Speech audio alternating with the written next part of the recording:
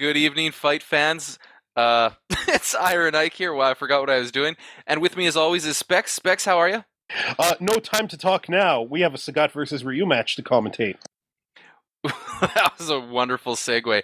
So what's exciting about this is that we've got Daigo Umehara the Beast, kicking the crap out of this particular Sagat player right now. But oh my goodness, seeing Bell's first round. But I do like seeing Sagat because he's kind of similar to Ryu in a few different ways. Why don't you tell us about that, Carlos? Well, he's definitely a Shoto in spirit. He has an uppercut. He has fireballs. He has multiple fireballs. Even he even has high health and whatnot. It's just in a very few specific ways that he's slightly mobility hampered. He gets his mobility out of his dashes and his specials. So he's an interesting character to play and watch, but he has unique challenges to overcome compared to other Fireball Dragon Punch characters. But this challenge was easily overcome by an amazing comeback against Daigo's Ryu.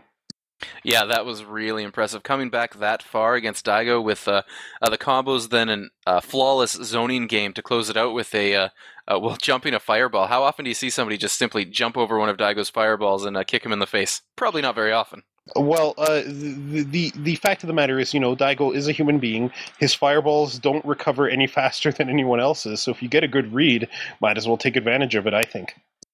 Oh, yeah, of course, of course. So what we're seeing here is Daigo. So you see the life actually pretty even here. Daigo's got a bit of a lead now, but he's paying with that life by pushing our Sagat player back into the corner. Now, I'm not sure if the Sagat player is too uncomfortable being there. He certainly wasn't making any moves to try to push his way out. Yeah, he seemed very comfortable poking with standing light kick of all things, which on Sagat has some incredible range for a light attack. And he didn't seem to have any problems just slowly whittling down Daigo's life, and it's a strategy that paid off in the end as he found his way out of the corner and threw a fireball into a Daigo that was back in there. So Sagat takes the first match. So it's funny, as that EX fireball was coming towards Daigo on stand-up, I was thinking to myself, well, why didn't Daigo EX Dragon Punch through it and, prolong the match and maybe get a chance? But the thing is, I would assume that Daigo knows that you've got this very skilled Sagat player just hanging out and watching him. There's no way that would actually pay off. He probably, and I'm just guessing, you're speculating, but he probably said to himself, well, the match is over, so I'll just let it happen. Or not, who knows? It's entirely possible. As David Serlin wrote about in his book Playing to Win, shoutouts to David Serlin, sometimes the funny thing about an intermediate player versus an advanced player is that it's the advanced player that might get caught by a beginner's tactics, because the advanced player knows more options and knows that the simplest tactics can counter their own things, right? The intermediate player doesn't go for that. They try to play more flowchart perfect, if you will. So Daigo may well have had the right move handy and didn't do it because he thought his opponent was just too smart for it. And it turns out that that's not what happened. But that's not to take away from the Sagat player. For all I know, this is a very high-level Sagat player that has no business losing to Daigo. I've talked for a while. Isaac, why don't you say something? Sure. I certainly am not going to disagree with anything, especially about the Sagat players. I think his name is R.F. Sagat. Can't quite see it there, but I think he's excellent. He's doing an amazing job, and Daigo consistently opens the rounds with what looks like kind of a gutsy Dragon Punch there, with what looks like basically being in charge of the match and pushing him back. But he pays for every inch that he gains. And by the time they get him into the corner or push back, you find that the life is actually in our Sagat player's favor, just like it is right now. Daigo is a hair's breadth. Wow, gutsy EX Dragon Punch. That was fantastic. Yeah, that was such a great read. He knew that he was just at the right range for the EX to hit and no other Dragon Punch. And gets Sagat into a corner, puts him into a situation where Ryu's rather excellent crouching standing heavy kick will hit, and Daigo seals the round. Yeah, that was amazing. Daigo used... barely in time, used his EX Fireball to push through one of Sagat's Fireballs to score the quick knockdown, and then a couple of quick dashes forward to catch him in the air.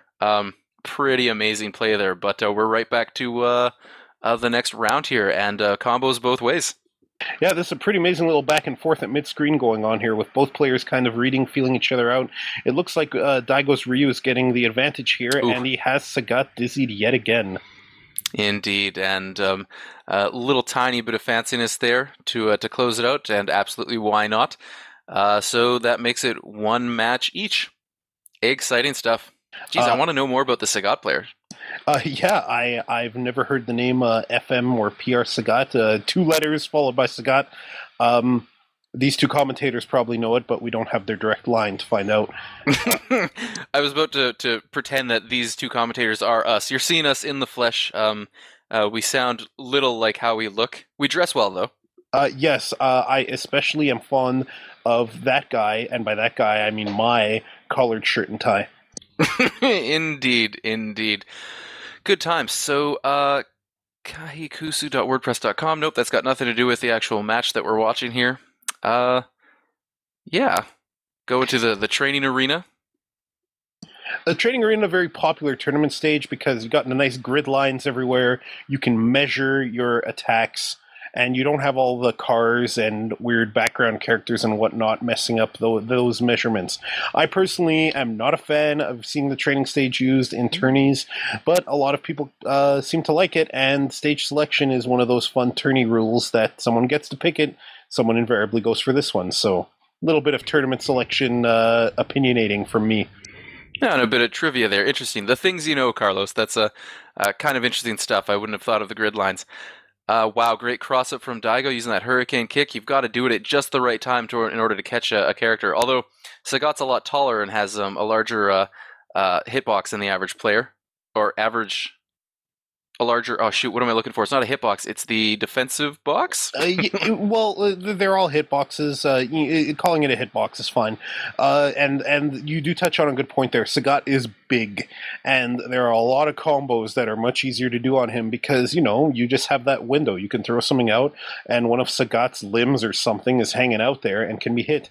But Daigo takes round one and goes to work on Sagat, not letting up. But Sagat takes advantage of that offense and throws Ryu into a corner, hoping to keep him there with fireballs. Yeah, for sure. I was going to say earlier that oh yeah right. Daigo's not doing it now, but I've been noticing he's throwing out a whole ton of just standing and crouching jabs. And I'm not sure if it's just to mess with our Sagat player's head or to bait him into doing anything. Great combo there, really damaging from Sagat. Well, it might be due to Sagat's size. Like Sagat is in a place where a lot of little jabs might catch him, where it wouldn't catch other characters. The other thing is Daigo might just be messing with his head. This is very true as well. Yeah, for sure. Wow, great way to close it out. So as we've seen Daigo do many times in the past, it's almost like the first round is a freebie, or the first whole match in cases is a freebie. And then after that, he learns what seems to be all of the tricks. And right now, the matches are close, obviously. Still, the Sagat player is still in this. But Daigo seems to be keeping control of it and not just whittling down our Sagat's health, but landing decent combos and winning rounds or matches now. It's always interesting to watch two balanced projectile characters, or rather two balanced characters that each have a projectile, fight it out. Because unlike a lot of mirror matches where it's up to whoever can utilize their gimmick first, we definitely see the fundamentals at play. We see which player rather wins by their zoning and by their use of those balanced arsenals and those fundamentals.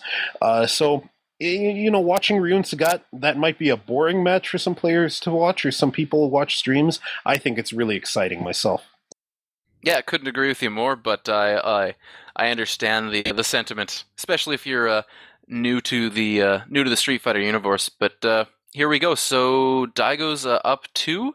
I think he's up 2-1 for matches so far. I got to be honest, I completely lost count. Well, regardless. It started, and they are fireballing like crazy. Gutsy way to close distance there, but totally, well, didn't quite pay off, I suppose. I was going to say that was rather daring, but I actually think, given the way it was blocked, it was safe. And Daigo, very content to pressure Sagat into that corner. He's got to be real close to stun. Yeah, I'm sure he was. Wow. So we saw Daigo use that hurricane kick to close the distance. Then we saw 3 combos there. 2 standing strongs followed by the sweep, or I should say crouching strongs and then the sweep, and then repeat. It's It's got to be frustrating to see your life disappearing to the same things repeatedly. Yes, for sure.